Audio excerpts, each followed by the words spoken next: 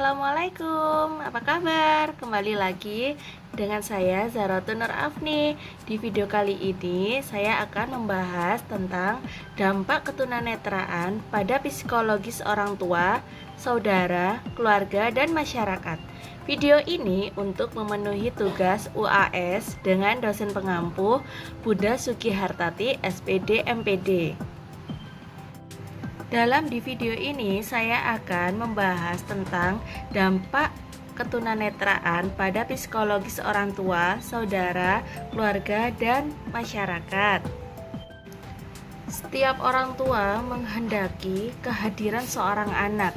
Anak yang diharapkan oleh orang tua adalah anak yang sempurna tanpa memiliki kekurangan. Setiap orang tua tidak ingin anaknya di dunia ini dilahirkan dalam keadaan yang memiliki kelainan atau hambatan. Namun pada kenyataannya tidak ada satupun manusia di dunia ini yang terlahir dengan sempurna. Sebagai manusia, anak berkebutuhan khusus atau yang disebut dengan tunanetra memiliki hak untuk tumbuh dan berkembang di tengah-tengah keluarga, masyarakat, dan bangsa. Ia memiliki hak untuk bersekolah sama seperti anak-anak lainnya yang tidak memiliki kelainan atau hambatan yang lainnya yang dimiliki oleh anak-anak pada umumnya. Setiap anak tunanetra memiliki sifat yang permanen maupun temporer, yang memiliki hambatan belajar dan kebutuhan yang berbeda-beda. Hambatan belajar yang dialami oleh setiap anak dapat disebabkan oleh 3 hal, yaitu yang pertama adalah faktor lingkungan, yang kedua adalah faktor dalam diri anak sendiri, dan yang ketiga kombinasi antara lingkungan dan faktor dalam diri anak. Hambatan yang dialami anak tunanetra juga perlu adanya intervensi. Yang pertama yaitu dalam hal pendidikan, yang kedua dalam hal psikologi, yang ketiga interaksi sosial. Pusat intervensi dari sistem interpersonal diri dalam kehidupan seseorang adalah keluarga, karena keluarga adalah sangat penting untuk kehidupan kita, karena sejauh manapun kita berada, keluarga adalah tempat salah satunya kita kembali lagi. Jika di dalam salah satu keluarga ada yang marah-marah, misalnya salah satunya adalah seorang ibu yang sedang marah-marah, maka bisa dikatakan dengan gejala interpersonal, karena di mana kondisi emosi salah satu anggota keluarga dapat berpengaruh pada setiap anggota keluarga lainnya. Bila salah satu anggota keluarga yang merasa tidak enak, maka hal ini dapat mempengaruhi anggota lainnya. Lalu ada sebuah pertanyaan, bagaimana cara merubah perilaku anak hambatan penglihatan yang tidak sesuai dengan perilaku pada umumnya? Menurut saya adalah yang pertama dari diri seorang anak tunanetra tersebut, yang kedua adalah dari lingkungan dirinya sendiri, misalnya keluarga itu harus mendukung dan memfasilitasi si anak untuk menjadi anak yang mandiri untuk kehidupan kedepannya, karena jika sudah memiliki peran kemandirian, anak tersebut itu dapat mengasah dan mengeksplor bagaimana saya harus mencari untuk kedepannya yang terbaik, gimana saya suka hobi apa, mau bagaimana untuk kedepannya, kurang lebih seperti itu. Contoh anak yang difasilitasi oleh orang tua, misalnya disekolahkan di sekolah yang benar atau disekolahkan yang dia sukai. Semisal di tempat sekolah itu anak itu dibekali dengan ilmu-ilmu yang banyak. Contohnya terapi pijat di tempat saya ya, anak tunanetra dibekali terapi pijat, bagaimana cara memijat dengan yang benar, terus kurang lebih memahami syaraf-syaraf atau bagian tubuh yang harus dipijat dengan benar, kurang lebih seperti itu. Kemudian anak tunanetra kedepannya juga kalau sudah memiliki bakat atau minat, pasti bisa menghidupi kehidupan selanjutnya. Karena dalam tunanetra itu biasanya ada komunitas, apalagi kalau seperti pijat gitu memiliki banyak komunitas, sehingga lowongan untuk bekerja itu banyak untuk anak-anak tunanetra. Jadi anak yang difasilitasi oleh orang tua, dia dapat berkembang untuk menghidupi kehidupan selanjutnya. Kemudian apa yang harus dilakukan apabila keluarga mengalami gangguan psikologis atas hadirnya anak tunanetra? Yang pertama adalah melakukan terapi kepada anggota keluarga, terutama kepada si ibunya biasanya yang memiliki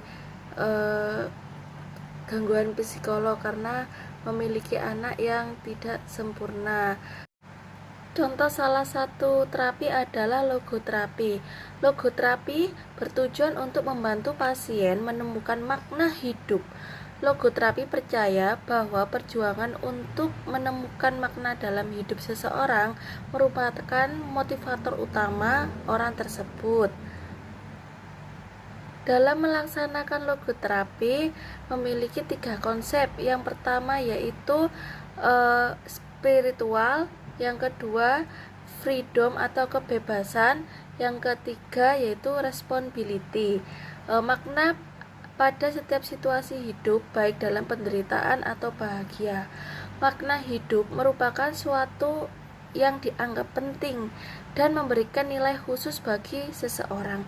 Bila seseorang berhasil menemukan dari makna hidupnya, maka hidup itu merasakan lebih enjoy, lebih bahagia dan happiness, sehingga menciptakan keluarga tersebut menjadi harmonis dan tidak lupa bersyukur atas nikmat yang diberikan oleh Allah.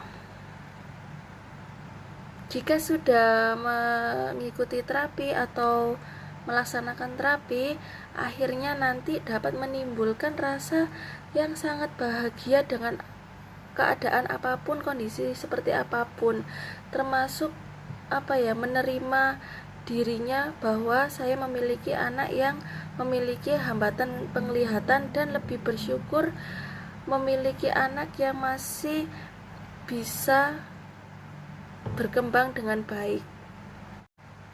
Dampak ketunanetraan ini dapat memiliki banyak dampak, yaitu yang pertama dampak ketunanetraan kepada orang tua, yang kedua dampak ketunanetraan pada saudara, yang ketiga dampak terhadap anggota keluarga lainnya, yang keempat dampak ketunanetraan pada masyarakat. Dampak ketunanetraan pada orang tua.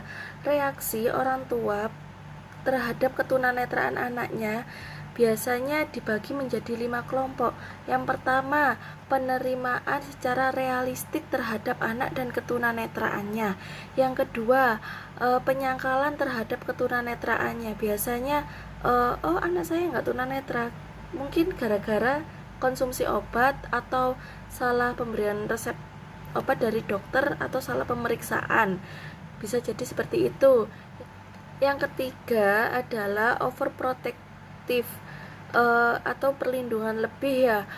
Biasanya anak yang ingin belajar berjalan atau tita atau meraba itu tidak dibolehkan oleh orang tuanya. Karena apa? Karena benar-benar ketakutan mungkin orang tuanya.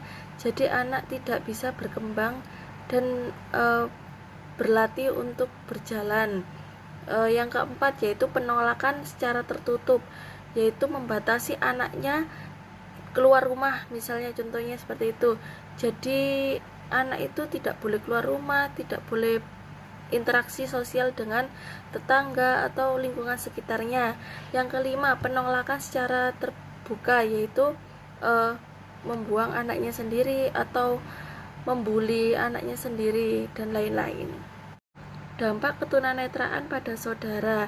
Jika salah satu anak yang terlahir di anggota keluarga memiliki hambatan penglihatan, misalnya si kakak memiliki hambatan penglihatan, maka si kakak ini sering bergantung kepada adiknya. Si adik ini juga berdampak karena psikolognya karena dia merasa malu memiliki kakak yang memiliki hambatan tunanetra.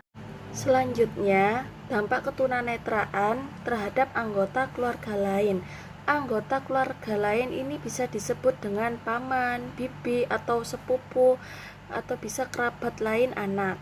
Akan juga merasakan dampak dari hambatan penglihatan yang dialami oleh anak. Penyandang tunanetra juga memiliki beberapa sifat atau karakteristik yang sifatnya positif maupun negatif. Untuk materi akhir, yaitu dampak ketunanetraan kepada masyarakat.